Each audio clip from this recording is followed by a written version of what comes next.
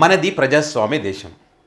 ప్రజల చేత ఎన్నుకోబడినటువంటి ప్రభుత్వాలే పాలన చేయాలి.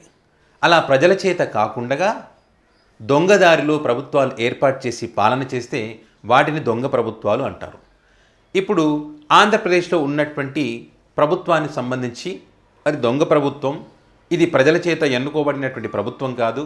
ఒక ఆంధ్రప్రదేశ్లోనే కాదు, ఎన్డీఏ కూటమి ప్రభుత్వాలు ఎక్కడైతే ఏర్పాటు చేసే దేశంలో అక్కడ అన్నీ కూడా మోసం చేసే ప్రభుత్వాలను ఏర్పాటు చేశారు. ఇది ప్రజాస్వామ్య పద్ధతిలో జరిగినటువంటి ఎన్నికలు కాదు, ఇది కుట్ర దాగి ఉంది దీని వెనక అనేటువంటి చర్చ ఒక రాష్ట్రంలోనే కాదు, ఒక దేశంలోనే కాదు, యావత్ ప్రపంచం మొత్తం కూడా మొన్న జరిగినటువంటి ఎన్నికలకు సంబంధించి పెద్ద ఎత్తున చర్చిస్తున్నారు. భారతదేశ చరిత్రలోనే ఇలాంటి ఎన్నికలు ఎప్పుడు చూడలేదు, భవిష్యత్తులో చూడబోము అనేటువంటి చర్చ కూడా ప్రస్తుతం ఉంది. ఇది ఒక చీకటి అధ్యాయంగా చూడాల్సింది 2024 లోక్సభ ఎన్నికలకు సంబంధించి అని చెప్పి చాలామంది వాళ్ళ అభిప్రాయాలను వ్యక్తం చేస్తూ ఉన్నారు. దానికి ప్రధాన కారణం ప్రజాస్వామ్యానికి విరుద్ధంగా ప్రజాస్వామ్య విలువలను తొంగలో తొక్కుతూ మొన్నటి ఎలక్షన్స్ జరిగాయి అనేటువంటిది అందరి యొక్క అభిప్రాయం. మరి నిష్పక్షపాతకంగా ఎన్నికలు జరిపిస్తున్నాం, మరి ప్రజాస్వామ్య విలువలను కాపాడుతామని చెప్తున్నటువంటి ఎన్నికల కమిషన్ ఎందుకని మౌనంగా ఉంది? అనేక అనుమానాలు లేవనెత్తుతున్నటువంటి తరుణంలో మరి వాళ్ళు ఎందుకు మౌనంగా ఉన్నారు? ఎందుకు నోరు తెరవటం లేదు? వాళ్ళు నోరు తెరిచి ఇది జరిగింది, మీ అనుమానాలకు మా సమాధానం ఇదని చెప్తే కనుక వీటికి పులిస్టాప్ పడేటువంటి అవకాశం ఉంది.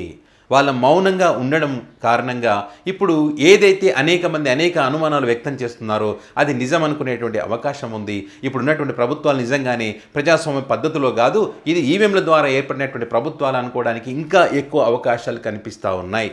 ఏదైతే ఇప్పుడు ఓట్ ఫర్ డెమోక్రసీ అనేటువంటి సర్వే సంస్థ సంధించినటువంటి కొన్ని ప్రశ్నలకు మరి ఎన్నికల కమిషన్ ఎందుకని సమాధానం చెప్పడం లేదు? మొన్న జరిగినటువంటి ఎన్నికలకు సంబంధించి అయితే కొన్ని చోట్ల ఓట్లు ఎందుకు ఎక్కువ పోలయ్యాయి, కొన్ని చోట్ల ఎందుకు తక్కువ పోలయ్యాయి, మరి ఏదైతే ఎలక్షన్ రోజు ఎలక్షన్ జరిగిన తర్వాత వాళ్ళు పెట్టినటువంటి వాళ్ళ వెబ్సైట్లో పెట్టినటువంటి ఓట్లకు సంబంధించి ఉన్నటువంటి లెక్కలు, అదేవిధంగా కౌంటింగ్ రోజు జరిగినటువంటి లెక్కలకు సంబంధించి ఎందుకు పెద్ద ఎత్తున వ్యత్యాసం ఉంది? ఒక్కొక్క రాష్ట్రంలో ఒక్కొక్క రకంగా ఎందుకు ఈ రకంగా లెక్కలు తేడా వచ్చినటువంటి పరిస్థితి ఉంది. ఫర్ ఎగ్జాంపుల్ ఆంధ్రప్రదేశ్కి సంబంధించి 6 విడతల వరకు ఈ ఆంధ్రప్రదేశ్లో ఉన్నటువంటి పోలైనటువంటి ఓట్లకు సంబంధించి ఫర్ ఎగ్జాంపుల్ ఒక 4 కోట్ల ఓట్లు ఉన్నాయనుకోండి, ఆ 4 కోట్ల ఓట్లు 6 విడతల ఎన్నికల వరకు వాళ్ళ వెబ్సైట్లో 4 కోట్ల ఓట్లు పోలేయని చెప్పినటువంటి లెక్కలు, ఇది ఎగ్జాంపుల్ చెప్తా ఉన్నాను. ఆ లెక్కలు మరి 7వ విడతకు వచ్చేసరికి అది పర్సెంట్ రూపకంగా మార్చారు. ఇక్కడ ఎందుకని అలా మార్చాల్సి వచ్చింది? మరి ఆ మార్చినటువంటి పర్సెంటేజ్ కూడా 12.5% ఆంధ్రప్రదేశ్కు సంబంధించి పెద్ద ఎత్తున తేడా రావడం వెనుక అనేక అనుమానాలు కలుగుతున్నట్టు. మరి దానికి ఎన్నికల కమిషన్ ఆన్సర్ చెప్పాల్సినటువంటి బాధ్యత ఉంది. మరి అంత పెద్ద ఎత్తున తేడా వచ్చినప్పుడు మరి వైసీపీ అయితే ప్రభుత్వాన్ని కోల్పోయింది, మరి వీళ్ళు అక్రమంగా అన్యాయంగా ప్రభుత్వాన్ని ఏర్పాటు చేసినట్టు అనుకోవడానికి అవకాశం ఉందా లేదా? ఈ సాక్ష్యాలను బట్టి ఇంతకన్నా వేరే సాక్ష్యం ఏం కావాలి ఇంకా? సో ఇదంతా ఎందుకు జరిగింది? మరి జగన్మోహన్ రెడ్డి ఎందుకు ఓడించాలనుకున్నారంటే జగన్మోహన్ రెడ్డి సంక్షేమ పథకాల ద్వారా ప్రజలకు దగ్గరయ్యాడు. మరి జగన్మోహన్ రెడ్డిని ఓడించాలంటే ప్రజాస్వామ్య పద్ధతిలో ఎన్నికలు జరిగితే మనం ఆ పద్ధతిలో పోతే గెలవలేము, కాబట్టి వేరే పద్ధతిలో ఎంచుకోవాలనే ఉద్దేశంలో భాగంగానే ఇదంతా జరిగింది. ఏదైతే పేదలు పెత్తందారులు అని చెప్పి జగన్మోహన్ రెడ్డి చెప్తా ఉన్నాడో, మరి వారికి సంబంధించి జగన్మోహన్ రెడ్డి మళ్ళీ సీఎం అయితే కనుక మా వ్యాపార సంస్థలు కానీ మా పిల్లలు కానీ వారసత్వ రాజకీయాలు ఆగిపోయేటువంటి అవకాశం ఉంది, పేదలకు పెత్తనం వచ్చేటువంటి అవకాశం ఉంది, వాళ్ళు రాజులయ్యేటువంటి అవకాశం ఉంది. కాబట్టి ఇదంతా జరగకూడదంటే జగన్మోహన్ రెడ్డి ఓడిపోవాలి అంటే ఏం చేయాలి అంటే ఈ రకంగా చేయాలనేటువంటి కోణంలో ఏదైతే వైద్య రంగం కానీ, విద్యారంగం కానీ, సినిమా కానీ, రియల్ ఎస్టేట్ కానీ, తర్వాత లిక్కర్ కానీ వీళ్ళంతా ఏకమై మరి జగన్మోహన్ రెడ్డిని ఓడించేటువంటి ప్రయత్నం చేశారు. అందులో భాగంగానే ఈ ఏపీలో జరిగినటువంటి ఎన్నికల ఫలితాలు వచ్చాయనడానికి ఇంతకన్నా వేరే సాక్ష్యం ఏమీ అవసరం లేదు. ఒకవేళ ఇదంతా అబద్ధమే అనుకుంటే కనుక నిష్పక్షపాతకంగా ఎన్నికలు నిర్వహిస్తామని చెప్తున్నటువంటి ఎన్నికల కమిషన్ ఇప్పుడు ఎవరైతే అడుగుతున్నటువంటి ప్రశ్నలకు సంబంధించి కానీ, వచ్చినటువంటి ఓట్ల లెక్కింపుకు సంబంధించి వ్యత్యాసం కానీ, వీటన్నిటికి సంబంధించి ఇదిగో మీ ప్రశ్నకు మా ఆన్సర్ ఇదని చెప్పి మరి చెప్తే కనుక ప్రతి ఒక్కరికి ఒక క్లారిటీ వస్తుంది. ఇంకోసారి దీనికి సంబంధించి ఎవరు కూడా చర్చించేటువంటి అవసరం ఉండదు. మరి ఆ బాధ్యత ఎన్నికల కమిషన్ ఎందుకు తీసుకోవటం లేదు? మరి ఎందుకు మౌనంగా ఉన్నారు? వాళ్ళే ఆన్సర్ చెప్పాలి దీనికి. ఇదే కాకుండా ఎన్నికల సమయంలో వచ్చినటువంటి ఈవీఎంలు ఎన్ని, మరి తర్వాత 20 లక్షల ఈవీఎంలు కనిపించట్లేదని చెప్పి చాలామంది చెప్తా ఉన్నారే. మరి ఆ ఈవీఎంలు తయారు చేసింది ఎవరు?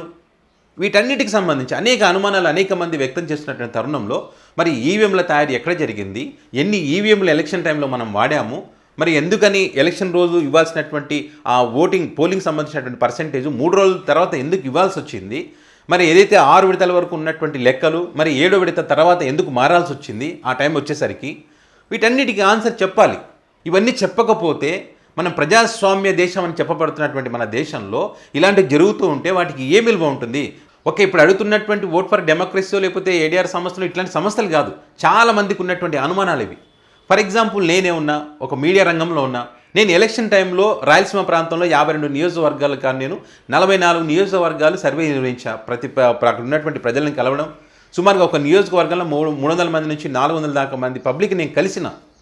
టీ స్టాల్ దగ్గర అనుకోండి, పొలాల్లో అనుకోండి, లేదా ఇక్కడ గేదెలు కాసేటోళ్ళు, బర్రెలు కాసేటోళ్ళు, ఇట్లా ఎవరైనా అనుకోండి, అందరినీ అలా ఎక్కడ పెడితే అక్కడ నియోజకవర్గంలో ఎక్కడ ఉంటే అక్కడ పబ్లిక్ ఉంటే అక్కడ కారు ఆపుకోవడం. అమ్మ, ఈ ఎలక్షన్స్లో ఎవరు గెలిచే అవకాశం ఉంది, మరి మీరు ఎవరికి ఓటేస్తున్నారు, ఎందుకు ఓటేస్తున్నారు అడిగినప్పుడు మరి వాళ్ళు ఎవరైతే ఎక్కువ సంఖ్యలో పలానా ప్రభుత్వం రావాలి, పలానా వ్యక్తి గెలవాలని కోరుకున్నటువంటి క్రమంలో మేము రాయలసీమ ప్రాంతం మొత్తం లెక్కలేసినప్పుడు 52 నియోజకవర్గాలు కానీ 32 నియోజకవర్గాలు వైఎస్ జగన్మోహన్ రెడ్డి గెలుస్తారని చెప్పినటువంటి నియోజకవర్గాలు. అక్కడ గెలిచే ఛాన్స్ ఉంది.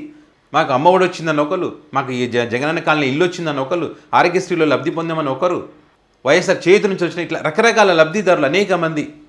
అలాంటి వ్యక్తులు మేము అన్నీ కౌంట్ చేసుకున్నప్పుడు మరి దాన్ని బేస్ చేసుకొని ఒక 300 మందిలో 200 మంది మరి వైసీపీ కావాలని కోరుకున్నారు అనుకున్నప్పుడు అట్లా లెక్కలు వేసుకొని మరి 32 నియోజకవర్గాల్లో వైసీపీ గెలిచే ఛాన్స్ ఉంది రాయలసీమ ప్రాంతంలో లెక్కలు వేసుకున్నప్పుడు మరి దీనికి సంబంధించి ఫలితాలు మొత్తం రివర్స్లో ఉన్నాయి. రివర్స్లో ఉన్నప్పుడు నాలాంటి వాడికి అనిపిస్తుంది, అరే మరి అంతమంది పబ్లిక్ ఇప్పుడు ఏకంగా 44 నియోజకవర్గాల పబ్లిక్ అబద్ధం చెప్పారా మాకు మేము వెళ్ళినప్పుడు? అంటే అంతా కట్టగట్టుకొని మేము ఈయన వచ్చినప్పుడు ఇదే చెప్దాం కానీ ఎలక్షన్లప్పుడు వేరే పార్టీకి ఓటేద్దాం అనుకొని ఉంటారనుకోవాలా? కానీ మేము తర్వాత చెప్పలేకపోయినాం ఈ విషయానికి సంబంధించి. ఎందుకంటే ఇప్పుడు నేను చెప్పాను అనుకోండి, వీడు జగన్మోహన్ రెడ్డి ఓడిపోయాడని బాధలోనో, లేకుంటే వీడు పేటీఎం బ్యాచో, లేకుంటే ఎవరైనా డబ్బులు ఇచ్చి చేయించారు అందుకే ఫీల్ అవుతున్నానని చెప్పి అంటారు. కానీ ఒక సామాన్యుడిగా నాకు ఉన్నటువంటి అనుమానం అది. పెద్ద పెద్ద సర్వే సంస్థలనే ఫీల్ అయినాయి కాబట్టి సో మనం కూడా ఫీల్ అయ్యామేమో, మనకి మరి అంతు చిక్కని రహస్యం ఏమైనా దాగి ఉందేమో అని చెప్పి ఆలోచించినటువంటి క్రమంలో దాదాపుగా నేను ఒక 20 రోజుల పైన దీని గురించి ఆలోచించాను. ఎక్కడ పొరపాటు జరిగింది, ఇంతమంది కలిస్తే అంతమంది అదే అన్నారు, మరి ఎన్నికల ఫలితాల తర్వాత ఎందుకు ఈ రకంగా రిజల్ట్ వచ్చిందని చెప్పి. ఒక రాయలసీమ ప్రాంతంలో కానీ తిరిగింది, విజయవాడ తిరిగినా, మైలవరం తిరిగినా, గన్నవరం తిరిగినా, గుడివాడ తిరిగినా, అదేవిధంగా వినుకొండ తిరిగిన, వినుకొండలో 10 days ఉన్నా, కాకినాడ తిరిగిన, మచిలీపట్నం పోయినా, తాడేపల్లిగూడెం తిరిగిన, అదేవిధంగా ఇక్కడ చిలకలూరుపేట నియోజకవర్గం, ఇవన్నీ ఈ నియోజకవర్గాలను తిరగడం జరిగింది. మంగళగిరి నియోజకవర్గానికి సంబంధించి కూడా తాడేపల్లి ఆ ప్రాంతంలో కూడా అంతకుముందు మొదట్లో ఎన్నికలు జగన్మోహన్ రెడ్డి గెలిచిన ఒక మూడేళ్ల తర్వాత మేము వెళ్ళినప్పుడు వ్యతిరేకత ఉంది అక్కడ. కానీ అక్కడికి వెళ్ళిన తర్వాత ఈ ఇండ్ల నిర్మాణం ఏదైతే చేపట్టాడో అప్పటి నుంచి వాళ్ళందరూ కూడా అక్కడ ఉన్నటువంటి కార్మికులు కూడా జగన్మోహన్ రెడ్డికి ఓట్లు వేస్తామని చెప్పినటువంటి పరిస్థితి. ఇదే షర్ట్ వేసుకొని మంగళగిరి నియోజకవర్గంలో నేను వాయిస్లు తీసుకున్న పబ్లిక్ని కలిసిన. కావాలంటే ఈ వెలుగు టీవీ ఛానల్లో ఆ వీడియో ఉంటుంది, కావాలంటే చూడండి. ఇదే షర్ట్ మంగళగిరి నియోజకవర్గం సంబంధించి కొన్ని సమీకరణాలు, కొన్ని వాటిని అంచనా వేసుకున్న తర్వాత ఇక్కడ నారా లోకేష్ గెలవడానికి అవకాశం ఉండి ఉంటుంది, స్వల్ప మెజార్టీతో గెలిచే ఛాన్సెస్ ఉన్నాయని చెప్పి మేము ఒక అంచనా వేసుకున్నాం.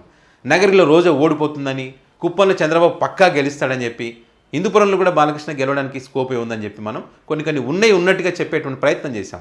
సామాన్యుడిగా నాకున్నటువంటి అనుమానం ఇది. రచ్చబండల దగ్గర మహిళలు కానీ, వీళ్ళు కానీ, పెద్ద మనుషులు కానీ, రైతులు కానీ, వీళ్ళంతా చెప్పినటువంటి ఏమైపోయింది, ఈ ఫలితాలు ఎందుకు ఇలా వచ్చాయనేటువంటి అనుమానం నాకు ఉంది.